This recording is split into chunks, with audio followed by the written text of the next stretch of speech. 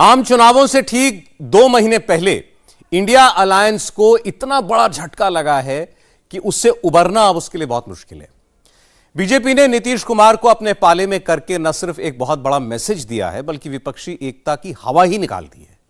अब बगावत के यही सुर इंडिया अलायंस के हर धड़े में सुनाई दे रहे हैं, लेकिन सवाल यह है कि नीतीश की ऐसी कौन सी मजबूरी थी कि उन्हें एनडीए कैंप में आना पड़ा और बीजेपी की कौन सी जरूरत थी कि उन्हें नीतीश को वापस लेना पड़ा। असल में बिहार की राजनीतिक स्थिति ऐसी हो गई है कि दोनों ही पार्टियों को एक दूसरे की बहुत ज्यादा जरूरत है, लेकिन सवाल यह भी है कि नीतीश के साथ बीजेपी की डील क्या है। क्या इस बार नीतीश को मुख्यमंत्री बनाकर समझा दिया गया है कि अगली बार सीएम बीजेपी का होगा। विधि द्वारा स्थापित भारत के संविधान के प्रति सच्ची श्रद्धा और निष्ठा रखूंगा। नीतीश कुमार 9वीं बार बिहार के मुख्यमंत्री बन गए हैं। हर बार जुगाड़ की सरकार और हर बार मुख्यमंत्री नीतीश कुमार। लेकिन सवाल है कि नीतीश कुमार के अचानक से हृदय परिवर्तन के पीछे की कहानी क्या है।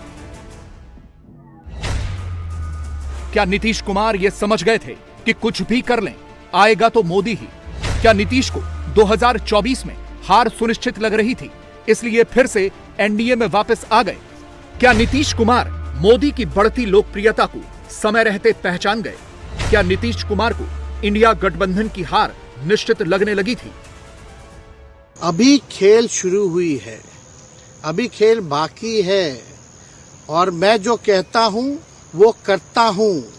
और आप लिख के ले लीजिए, जनता दल यूनाइटेड जो पार्टी है 2024 में ही खत्म हो जाएगी। बिहार की रणभूमि में हारे हुए सेनापति तेजस्वी यादव हताश लग रहे हैं, इसलिए सीधे राजनीतिक चेतावनी भी धमकी जैसे लग रही है। लेकिन हकीकत यह है कि खेला तो इन्हीं के साथ हो गया है और यह सीधे नीतीश कुमार ने किया है। लेकिन नीतीश बाबू की वो कौन सी मजबूरी थी जो उन्हें वापस एनडीए के कैंप में ले आई? सबसे पहले इसे ही जानते हैं। पूरी दुनिया में इस वक्त सबसे ज्यादा लोकप्रिय नेता प्रधानमंत्री नरेंद्र मोदी ही हैं। बाइडेन, सुनक और दुनिया के बड़े बड़े नेता इस रेस में मोदी से बहुत पीछे हैं। नीतीश कुमार को यह साफ साफ दिखने लगा था कि प्रधानमंत्री की लोकप्रियता से पार पाना मुश्किल है। वो भले ही विपक्षी इंडिया ब्लॉक में थे, लेकिन मोदी की लोकप्रियता जैसे दिन दूनी और रात चौगुनी गति से बढ़ रही है, यह नीतीश कुमार समेत सारे विपक्षियों को भी दिख रहा था।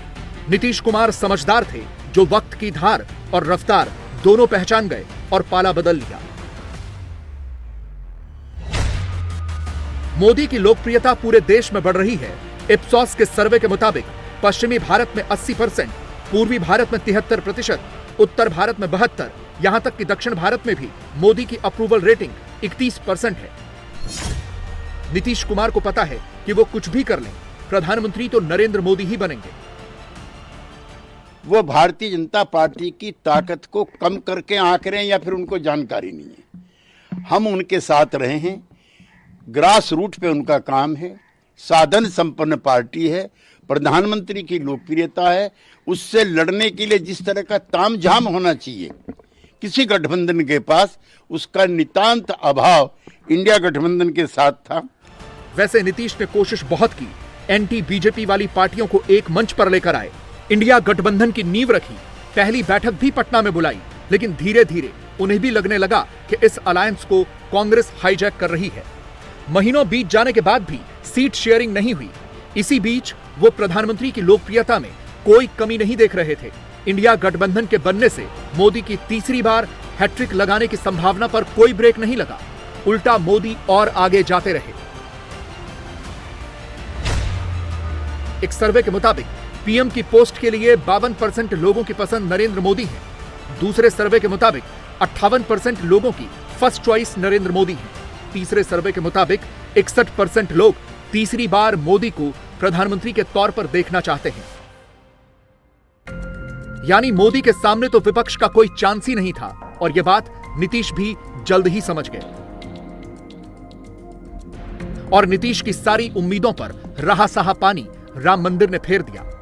22 जनवरी को जिस तरह से राम मंदिर का उद्घाटन हुआ और फिर जैसी भीड़ अयोध्या में हो रही है, जैसा माहौल देश भर में बन रहा है, उससे नीतीश को यह साफ साफ दिखने लगा था कि राम लहर से तो पार पाना मुश्किल है।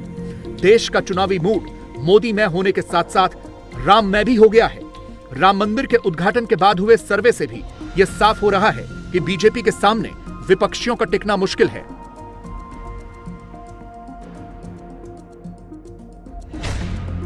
एनडीए के 65% वोटर्स को लगता है कि 24 में राम मंदिर सबसे बड़ा मुद्दा होगा।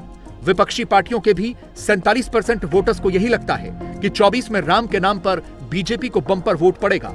प्रभु राम की प्राण प्रतिष्ठा को 42% voters celebration of the nation कह रहे हैं। राम मंदिर के उद्घाटन में न आकर विपक्ष ने बहुत बड़ी गलती कर दी। एनडीए के 70% और इंडिया अलायंस के 45% वोटर्स की राय यही है। यानी इंडिया अलायंस की हार तो तय है ही, और यह हार नीतीश कुमार को भी दिखने लगी है। नीतीश ये समझ चुके थे कि राम लहर और मोदी लहर में पार पाना मुश्किल है। वो पहले एक बार गलती करके देख चुके थे।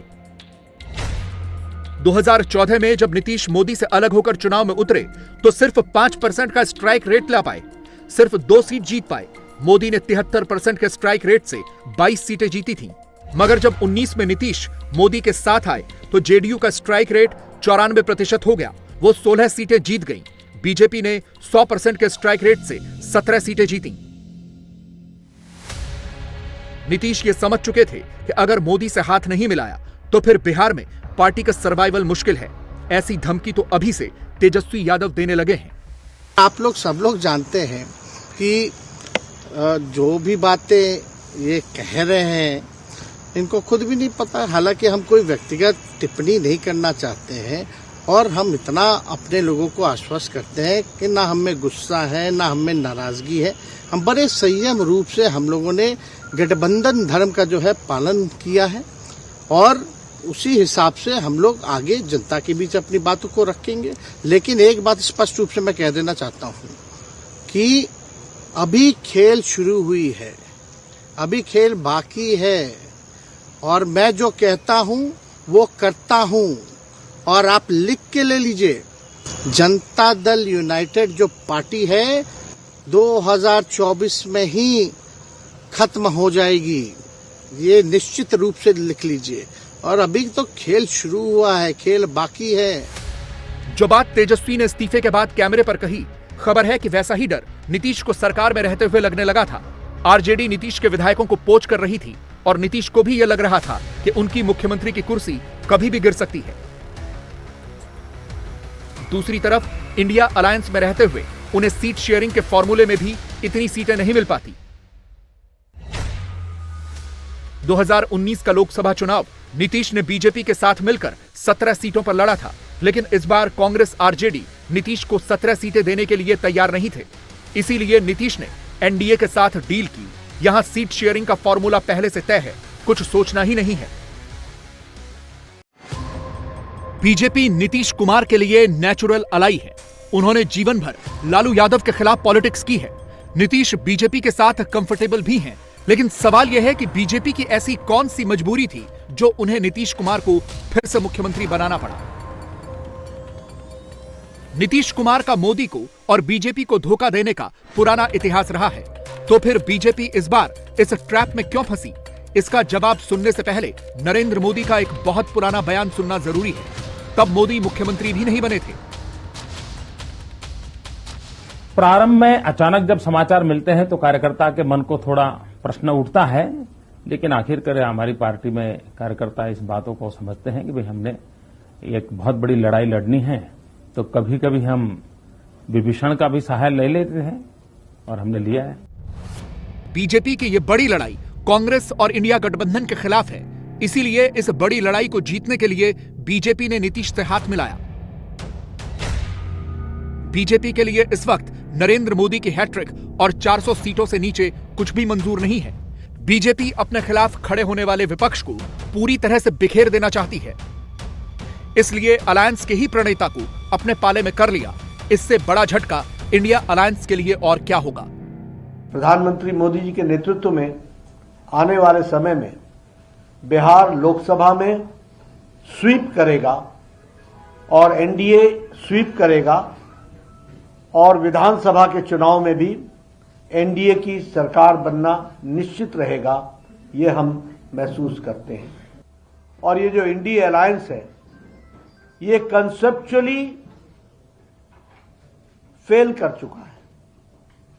बंगाल में इसको ममता जी ने अच्छा पलीता लगाया, पंजाब में जो हो रहा है वो हम सब देख रहे हैं, और बिहार में जो हुआ है वो स्पष्ट रूप से बताता है कि इंडिया अलायंस, जो ये अलायंस था, वो कॉन्सेप्ट वाइज भी और धरती पर उतरने से पहले ही यह बिफर गया है और बिखर गया है।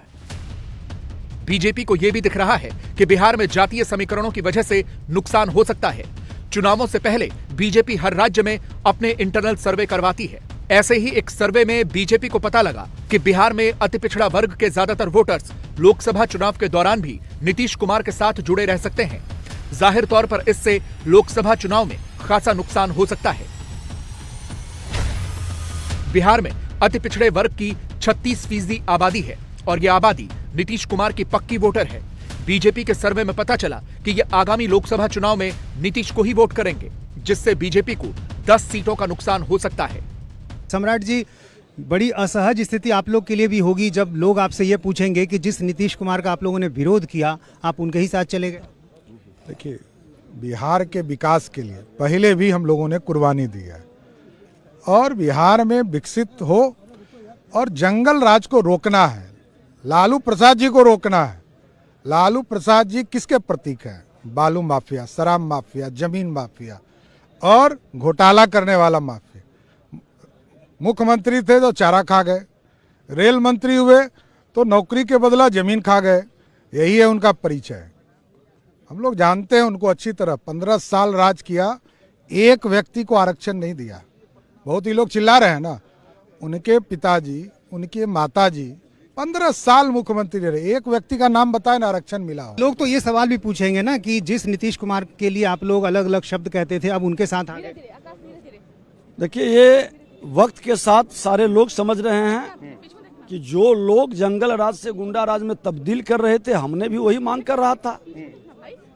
आज उनसे माननीय मुख्यमंत्री जी ने भी समझा कि ये लोग आदतन नहीं सुधर पाएंगे और इसलिए ये माहौल और जो वातावरण बना है तो निश्चित तौर पर तेजस्वी यादव कह रहे हैं कि खेला अभी बाकी है। वो खिलाड़ी है, अपने जिंदगी में सफल तो खेल में हुए नहीं,